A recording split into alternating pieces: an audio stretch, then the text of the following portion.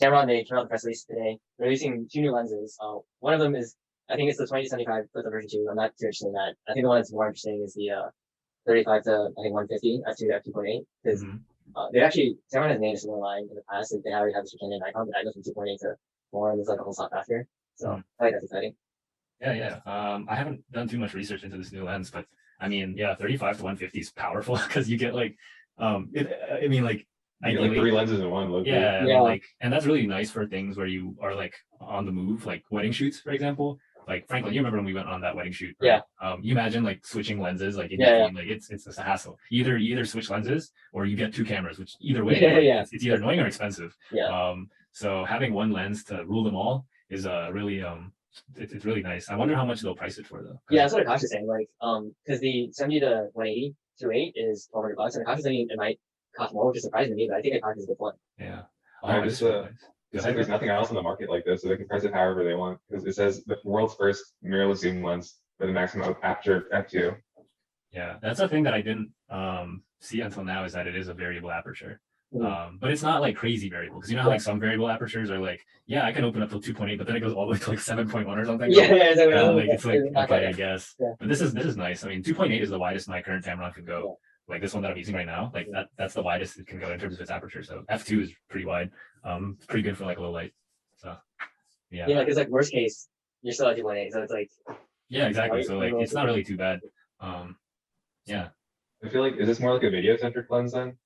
Because I feel like primes will be better for this if you're just taking portrait photography, or maybe just like like kind of running gun type of shoot. For video, I mean, with video, right? Like it's always a hassle with zoom, like is this internal or external? Yeah, because like with external, with a gimbal, right, it has to be balanced. So if you're like extending it all the way, it'll mess up the balance. I feel like even with internal zoom, wouldn't that still happen to an I'm not really sure how the mechanics of internal zooms work, but if they're still like moving parts on the inside, I feel like that could still maybe yeah, I think it'd be like balance. Less so, but still less so. Yeah. But yeah, no. I mean, that'd be like a crazy like equation to like move things, but still keep like the center of mass. Yeah. I'm not sure how they would do that. Yeah, no, I think it's weird because it's like on the one hand, like I'm saying like having a prime would be better because it's like faster.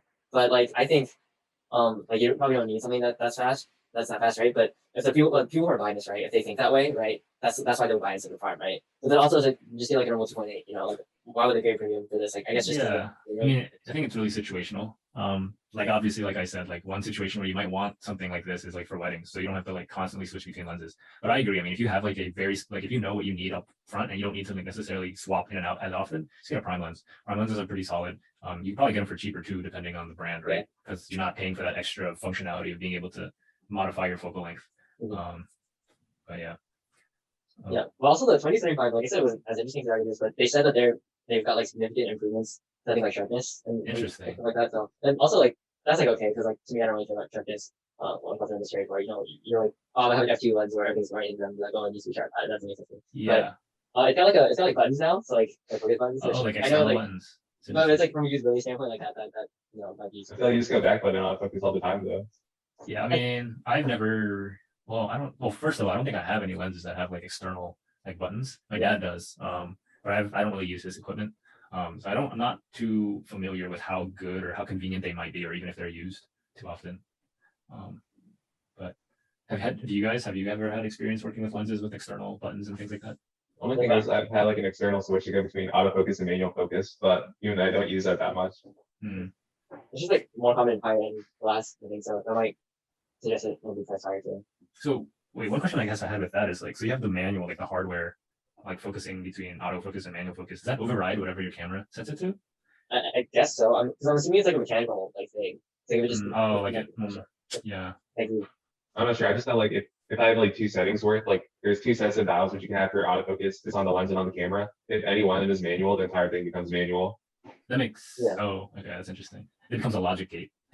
Yeah, this is like it has to be an and, or it's more like an or for the it would be an or. manual focus. Yeah. I think it depends on the lens. Like higher lenses, where they're gonna like I used to have this Nikon DSLR. This is like back in my 2012, and AFM switch. And if it's on AF, like you maybe you could turn it, but you really shouldn't because it's like really hard to turn. So I think like you're like make them do something. Yeah, I mean, higher lenses have like it's like manual override. So like I mean, I guess just personally speaking, I feel like it's fine enough for me to have everything on the camera body itself. I don't see myself needing external buttons. But hey, I mean, I don't know. I've never used it, so I can't say. Yeah, they should make a lens where all the buttons are actually on the lens. On the and there's lens none itself, on the camera. the Yeah, body itself is just bare. yeah, exactly. The I think that's viewfinder is on the good. lens. Like it's more about like when you're shooting it's like this way. It's like right hand like that button. But then like Yeah, and if you're out of like keys, then you want something on the button. So you have I like guess. go here.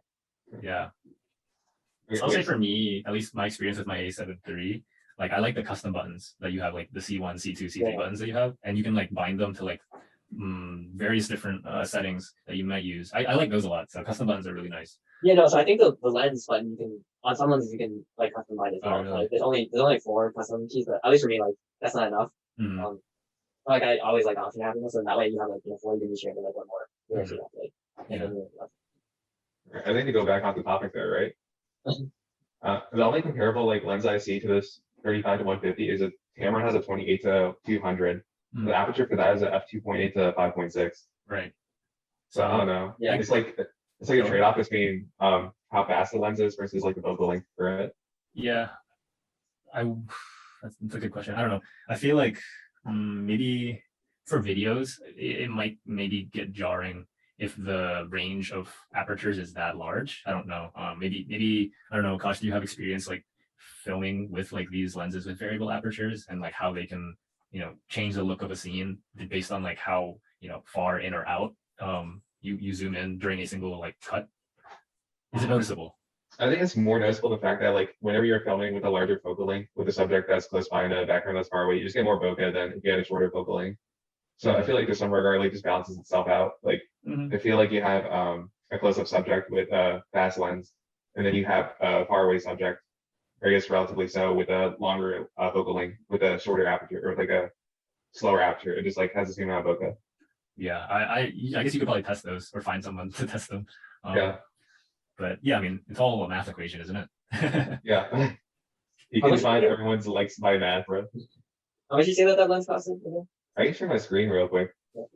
Oh, I thought I had to enable that. Yeah. You're so toxic for include. I make everyone jealous. All right, I can do that now. Okay, so this is what that lens looks like. So we have it for 729. Mhm. I just don't know what the spread is for the actual aperture over the focal length range. So I don't know, like Mhm. I was telling Franklin this earlier, but what like this lens it just has a really steep increase of the aperture from like Yeah, Oh, yeah. that's actually Like- all these lenses are like that. yeah. So basically you're saying like, well, it sounds good on paper that, you have such a wide range. The reality is it could only have that really wide aperture, like for very wide focal lengths and then drop off real quick. Yeah, because like maybe like my assumption here is I'm saying that at some point this just becomes an f2.8 lens rather than an f2 lens. Even if Yeah, it was just an f2.8 lens. that's still good though. Yeah. I mean, 2.8 It is still is- pretty wide. Yeah, essentially you get like a piece of this lens here at 2.8 instead of the 5.6, which is definitely an improvement still. Because that's like a good 3 stops, I think. Yeah. Something. Yeah. Also, so Tamron they made this lens with the exact same focal length except f2.8 to f4, and for I think Canon and Nikon like that's not, and that was priced at $800. So it's definitely gonna be more than 800, I guess. You're talking about this focal length? No, 35 to 150. Oh, really? So they already have it for the other cameras. Is that what you're saying? No, but it's f2.8 to f4. So Oh, it's- sorry. Okay, so the range is wider. It's a full Okay. stop slower across it. Yeah. Mm. So Well, then this is definitely better then. I just like I'm definitely thinking the price is like 14 or 1500. Yeah. I can feel like see it might be that. a tough sell for if it's like bigger than the more than the 70 to 180, but I guess it makes sense because the flexibility. Like, because what else are you gonna do? Like, buy 2 lenses. Like, yeah, Yeah, it's like, bigger than that. You have to buy like this lens and this lens just to cover even from like, well, this is like a 17. I feel like I think it's this lens and the 70 to 180. yeah. Wait, Rocket, did you buy the 70 to 180? Mine, think what I have right Mark has now. this I have one. this one. I have this one. Okay. I thought someone was telling me that they had this lens and they were thinking about buying the telephoto. No, I have this one. What I do like about this lens though is that the autofocus is pretty fast. Yeah. That's something that you also have to keep in mind with some lenses is like how fast it racks focus. This Tamron lens that I have racks focus pretty fast, which I really like because I think I had like the stock like Sony 50 mil. Oh, yeah, it was super slow. But super cheap, like the Yeah, it's Oh. like $50, was it? No, I feel like that's Okay. too cheap, but oh like my god, like it's so slow. it's like because so I was fortunate enough to like get my hands on this Ice 50 Pi, and so like that was the lens I first got into Sony with, and so like I had shot with that and priced that as like a 50 experience, and then I bought the 51.8 because I was like I don't need this $600 lens, and then Right. I used it, and it was like so much crestier, which I guess makes sense. It's expensive. I'm like, yeah, that lens is kind of crusty, but it also gets done perfect for photo stuff, and it's slower can be nice just like that. Yeah, just not good for video, I guess. Yeah. Yeah. you think you would have purchased this lens? Instead of- Yeah. Yeah. Is instead it- of like Are these two lenses like competing in the same market space, essentially? I don't know. I mean, like, I guess it really depends on what you like shoot, right? In my personal experience, I haven't had really too many issues with my lens for like zooming all the way for portraits. What I do have issues with is like how wide it can get, because sometimes 28 is not wide enough for like a scene that I want to capture.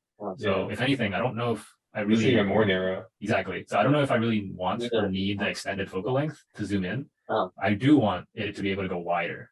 So I know that Tamron has like a is it 18 to 20? Yeah, 17 to that's 28. Yeah, I know they have that. But if they managed to merge the two together, that'd be like the ultimate lens for me. Yeah, yeah. like It'd a probably be 17 twice to as much. 75. Yeah, something crazy like that. And if it was like constant aperture across the whole like focal length. And, you know, they can give you a constant aperture of 5.6. No, I'm good, thanks. I feel like that would be inexpensive.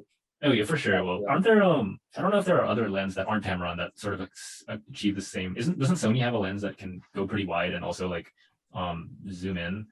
I know it'd probably be really expensive, but I'm just wondering because I'm I not think sure. it came out with a 28 to 60 with the So that's the same as the Tamron, though. Yeah, it's like 24. I know 24. The difference between a 24 and 28 can be kind of noticeable. Yeah. So even if it went up to like, I think there's a 24 to 75. I think that's the Sony one that I know. It's like I think it's a So G. 24 enough for you? 24 enough. I mean, enough. Maybe I don't know. I don't really shoot wide too much in like close quarters. Like if I'm outdoors, like it's less noticeable than if I'm indoors and I'm trying to capture everything in like a really close scene. But yeah, 24 is noticeable from 28. I'd say personally speaking. Yeah, this is 24 to 105. That's f4. Yeah, it's at 4. And then this is not 16 to as- 135. Because I'm just like, if you look up 24 to 60 millimeter Sigma used to make a 24 to 60, that was I don't know how much it's priced, but it's F28. So Probably expensive. yeah. Oh, does it have a price here? This is a manual lens, Brett. Is this a Is it? manual lens? It just looks so old. No, I thought about it. It's just really old. So like I'm saying, like would this be like that? Because like you're saying you're one day sacrificing. You know. This is only $240. No, well that's like the price now, but you gotta look at the MSRP. I think it was $500 to $600. Wait, that's still pretty cheap, right? Well, like inflation, I guess. So Is it a full frame lens? I'm just comparing like to the one Oh, right yeah. now. Probably not sharp. Is that what the reviews are saying? Yeah, I guess for me, I don't really care about sharpness, so Oh, I'm noisy only about that. focus. Well, that's true. That's another thing I haven't considered is that like sometimes lenses like have an audible focus for some reason. Oh yeah. Some are more quiet. Well, like, do you think that would you prefer like 24 to 60 over like 23 or 75? Like, how much are you willing to give up on the high end? That's a good question. I'm not sure. Wait, I wait. don't know. I guess The thing- this, go ahead. I feel like the ideal thing is right. Like what we all want is probably like a 15 to 200, right? But that Yeah, technology's yeah, not give there yet. me that 2 to 2,000 after so, Yeah, fun. I mean, there's a reason why these lens manufacturers segment their lenses into like specific categories for like wide, landscape photos versus like portrait, because they just naturally fall into those ranges. That's why you have like dedicated lenses, prime lenses sometimes, even in the situation. Because that's why I mean, like, yeah, they just I guess know that currently there isn't the technology that can give us that like all around great lens, and so rather than try and get all around but not like specialized in any of those scenarios, they'd rather focus their research into developing like really great lenses for certain environments, because that's probably easier, I'd imagine. But then this lens right here is more of like a do-it-all lens though. So it's like you can either have multiple lenses to cover that focal length, with each being like good in their own area, or one that does it all Yeah. for like 90% of the quality. I'm also curious like how big it is. That's what probably, I'm thinking. yeah, you could probably like do some like overlays to figure that out because like the mount is a big size and fair. But like I'm looking at my laptop screen, it's like 3 inches. just proportionally, it looks. I feel like it's bigger. Because like Okay. the 2025, I feel like the flange like it doesn't go out as high. Yeah, we can figure this out. E mount, lens, diameter. But like, All right. I unfortunately have to go because I have a meeting. thanks for joining us. Any last thoughts, Rocco? Any Yeah. last thoughts? Yeah. I mean, we'll have to see the reviews, right? Yeah. Do you know? Wait, when does it come out? You said? It's a development announcement, so like, Oh, I so they think haven't It is released. within 2021. I think it's cool. Okay. Like they're trying something new, right? It's like you said. Yeah, I'm They- sure they once might it have- comes out, all the photography channels that I follow on YouTube will like put out a video saying We're testing this new lens out, so I'll probably definitely hear about it by then. But yeah, I mean, it sounds promising, but we'll have to wait to see how it goes. And then also the price. That's like a very important Yeah. thing. Yeah. I'm ready to do this. All right, awesome. Cool. Thanks for joining us. Thanks for having me. All right, catch you guys later. Peace. I see, Rocco.